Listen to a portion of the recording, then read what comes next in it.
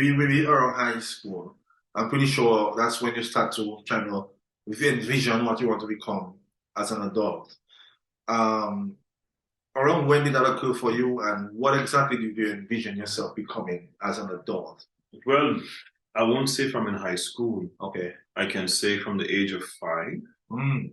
I already knew what I wanted to become, Which was which was to become a police officer. nice. And it was instilled in me. Okay. So I always pursue that. Nice. So even From young, from very very small. early. Yeah.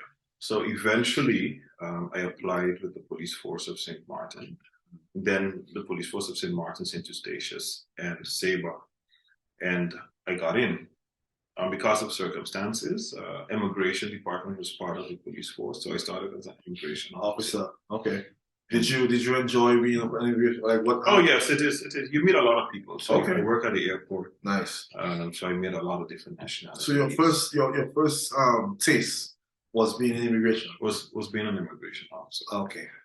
And then within a year, so I started on June 15, 2007, and then on October 1st, 2008, I was sent to Curacao, also to follow the police training. Okay, to transition into the police force. Yes, pretty much. So I became a police officer as a regular cop. Okay. I did patrol for about 2 years, and then later on, I became a detective.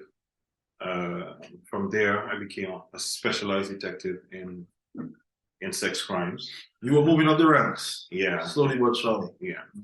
And then eventually in 2014, I became the youngest police inspector, acting prosecutor in my country.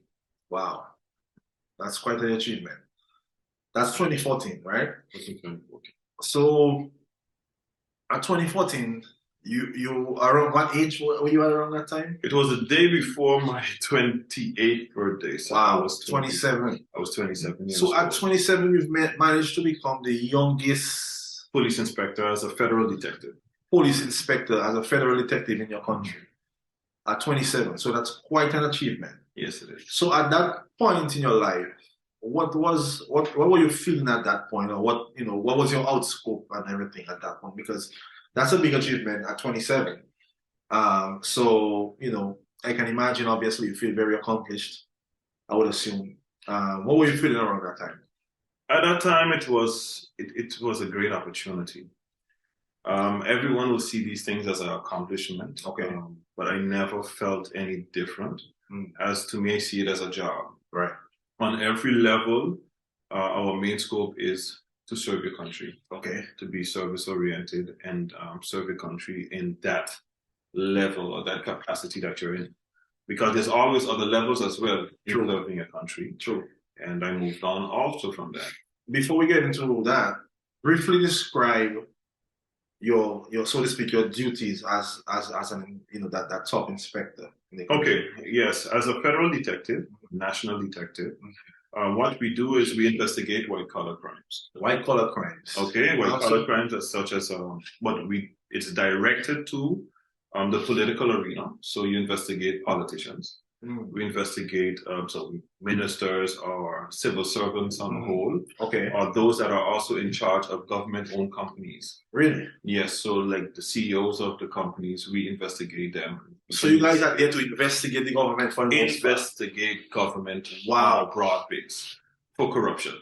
Wow. So that's big. Yes. That's big. So that was for the most part predominantly your main task. Yes, that's our main task. You get instructions basically from the prosecutor general, or attorney general, as you guys would call it, right? Who will give you permission to investigate or follow a politician or whoever in government is indicted of anything. Really? Yes. Wow, that's a big position, man. That's a very big that's heavy duty stuff. Yes. Yeah.